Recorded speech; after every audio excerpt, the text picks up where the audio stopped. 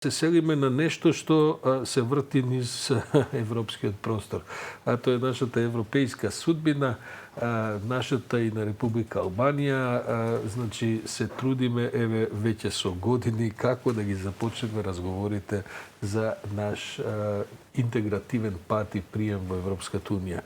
Вчера се одржа Советот за општи работи на Европската Унија, на кој што министрите решија да не го деблокираат патот што нам би требало да ни ја донесе таа позиција на отварањето на разговорите со Европската Унија, што е инаку еден процес кој секако ќе трае барем, предпоставам, 5 до 10 години во најдобар случај.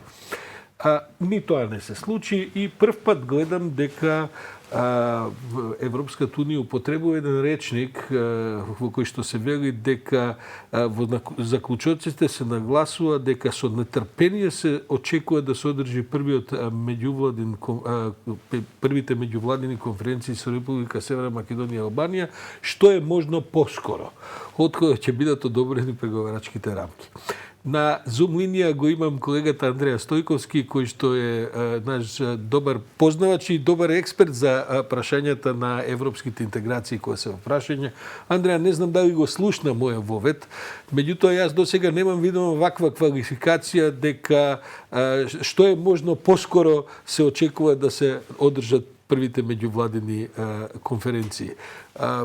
Очигледно дека и европјаниве веќе почнуваат, европејциве, да се мислат што да прават и со себе и со нас, измислуваат формулации во недостаток од решение што навистина би го придвижиле процесот. Токму така размислував и јас, дека во недостаток на решение или во недостаток на простор за маневрирање политичко има секогаш опција за маневрирање лингвистичко и изнаоѓање на различни формулации кои што најдобро ќе одговараат на потребата, а при тоа нема да кажат ништо ново или пак нема да кажат ништо што реално знаат дека не смеат да го кажат. Ова е не многу поразлично од досегашните формулации. Ако имаме предвид дека се посочуваше временска рамка во тоа време за почеток на преговорите, односно за одржувањето на првата меѓувладина конференција, сега зборуваат само за што е поскоро можно. Знаат колку е невозможно тоа да биде најскоро. Се чини дека таква и реакцијата на Бујар Османи утрина, кој што и вчера доцна вечерта, кој што вели дека понудените 6 месеци од страна на бугарскиот премиер новиот Петков за тоа дека за 6 месеци ќе се подготват сега комисии, прашања, ќе се изразговара се за да за 6 месеци се отворат тие преговори. Бујар Османи вели тоа е предолг период. Ние не сме подготвени, ја не знам што тоа уопште може да значи, што ние можеме да правиме во таа ситуација, да чекаме уште 6 месеци. Факт е, Андреја, дека вчера бугарскиот премиер и веројатно не истрпел таков, да кажем, притисок како неговите претходно колеги, бидејќи тој навести некои пооптимистички тонови во своите пристапни, би рекол, влегување во оваа компликувана приказна помеѓу нас и Бугарија. Како ти се чини тебе и што мислиш дека може во еден реален простор и време да се случи со бугарите за да оваа приказна некако се откочи? Видете, јас прво мислам дека Бугарија, ова е мое лично мислење, не сум го споделувал со многумини, не сум го добил од други, дека Бугарија прво не е подготвена за преговори. Реално на нив веројатно ќе им треба многу повеќе време. Ако сакате да преговарате, тогаш не си ги ограничувате можностите за преговори. Бугарија излезе со максималистички барања утврдени во резолуција на бугарскиот парламент, на која што најчесто се повикуваат како направна пречка за да можат да се согласат со било каква промена или со било какво повлекување. Така што се додека не ја сменат резолуцијата или не ја укинат резолуцијата, не очекувам дека Бугарија ќе биде подготвена за да преговари. Во таа смисла можеби на Петков му требаат тие 6 месеци за да се подготви внатрешно. Ако се сеќаваме добро, има таков народ на Слави Трифунов, беше една од политичките опции која што исто така агресивно настапуваше кон држава, а сега е дел од владината коалиција. Не сум сигурен колку ќе биде прагматичен Слави Трифунов во такви услови, бидејќи ако се одлучи премиерот Петков да укинуваат резолуцијата во парламентот, и тука можно е да има некаков проблем колку за Петков, толку за Бугарија, бидејќи можно е да доведе до нестабилност на владата и така натаму.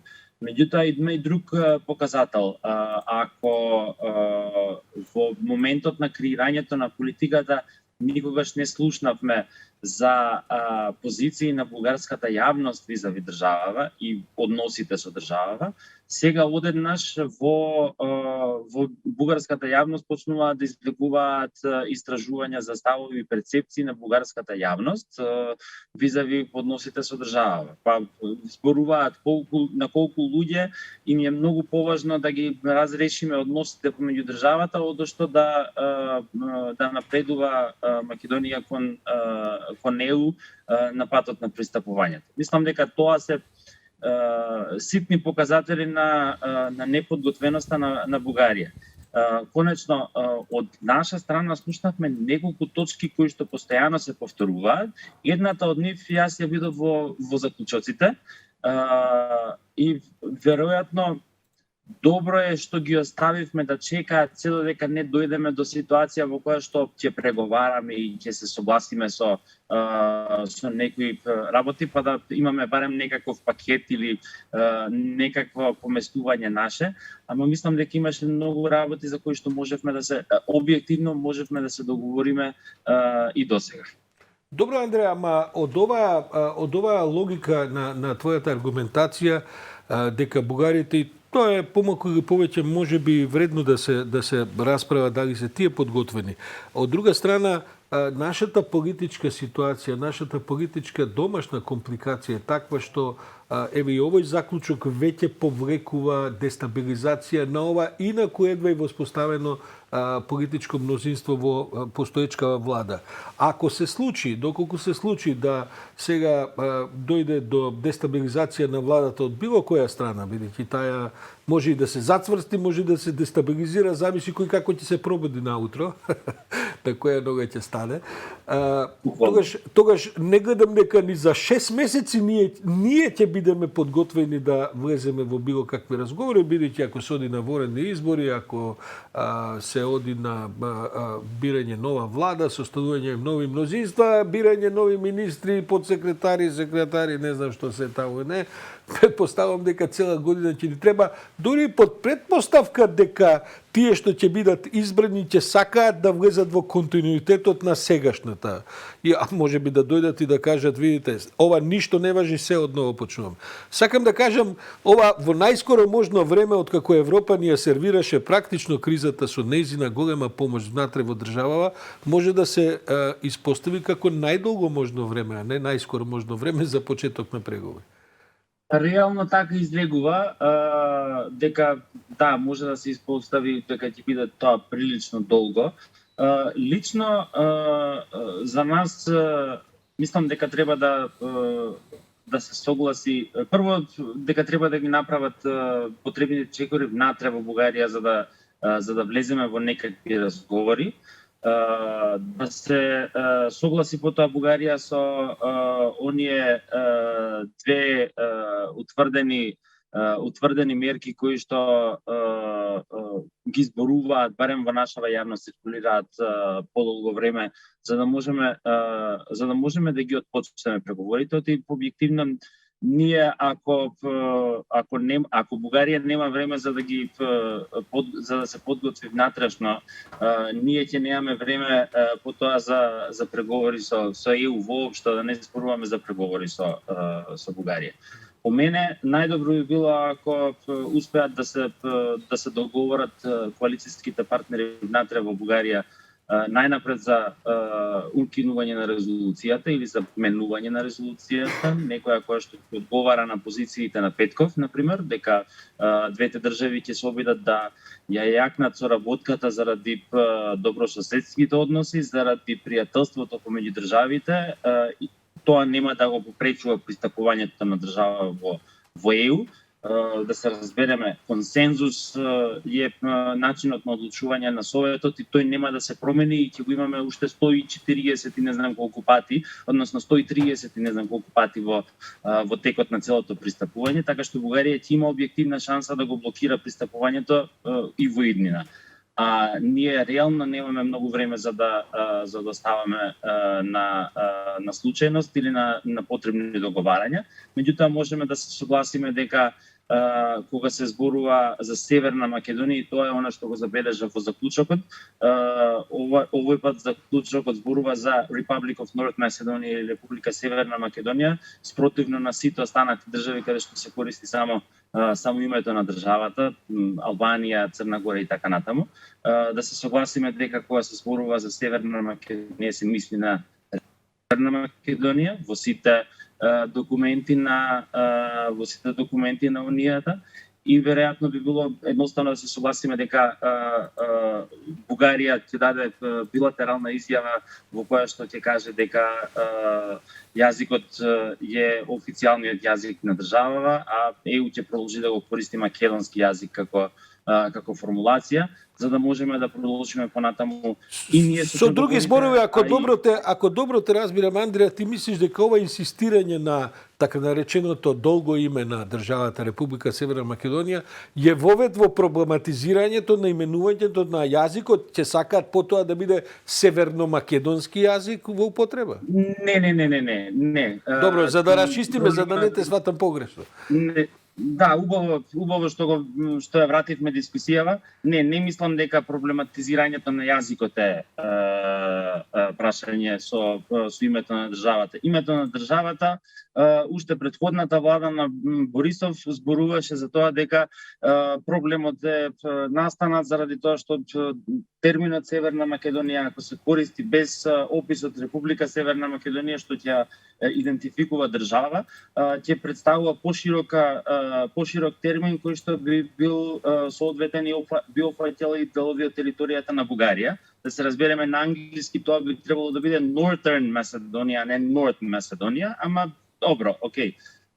Можеме да разбереме дека некои се чувствителни, а на нас тоа воопшто мислам дека нема да ни пречи дали ќе биде Северна Македонија или Република Северна Македонија користено во терминологијата. Кај јазикот согласноста е дека Бугарија ќе комуницира со билатерална изјава, како што во минатото беше, например, на сите документи на НАТО имаше астерикс кај името на Турција и пишуваше дека Турција ја признава држава како Република Македонија.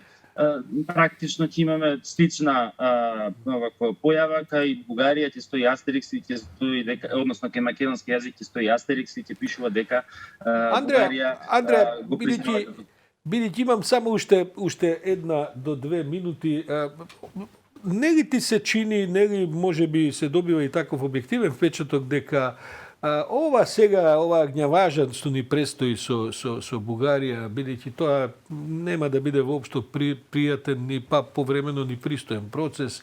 Гледаме како тоа се одвива. Уште се многу свежи сите сеќавања за да биде и пријатен и пристоен процес. Да, но тоа ќе ни како ти кажам, ќе ни го одземе вниманието на она што всушност предстои како преговори со Европската Унија. Ги читам заклучоците, сега тие повторно одат во детали, да речеме, не знам, сега од Државната комисија за спречување на корупција се прави врвното тело кое ќе биде мериторно за тоа дали во општеството се случува се како што треба во област на корупцијата наместо другите институции. Како што на времето со СЈО се направи еден центар на политичко тежиште во кој што сите копија се кршеа, се беше стани падне околу тоа и така натаму. Сакам да кажам, ни се одзима политичкото не само влијание, туку и капацитет во државата да на вистински начин разговараме за внатрешните проблеми, затоа што сега ќе се целата енергија 90% ќе се ишмука од ова бугарско-македонско прашање и така натаму. Затоа и сметам дека најдобро би било кога би се усогласиле околу овие три чекори веднаш, за да можеме во најскоро можно време, не знам, јануари или март, кое е најсоодветно или најскоро можно време за нас, не толку колку за комисијата да може да се подготви за првата меѓувладина конференција и да ги почнеме преговорите. Од првата до втората меѓувладина конференција ќе има малку време во кое што ќе можеме комисиите да ги конституираме, да утврдиме за што ќе зборуваме и како ќе ја туркаме работата понатаму, и тоа да го продолжиме да го правиме паралелно со преговорите. Бидејќи преговорите се објективно најсоодветната рамка во која што Унијата остварува најсилен притисок врз државата која што пристапува, во случајов врз нас, Северна Македонија, така што ќе имаме можност да го чувствуваме тој притисок колку за реформи, толку и за согласност или за изнаоѓање на заедничко разбирање со Бугарија за некои од точките кои што тие ги спорат. Иако се согласувам со вас, тоа ќе биде многу тежок процес, затоа што сеќавањата се уште многу свежи.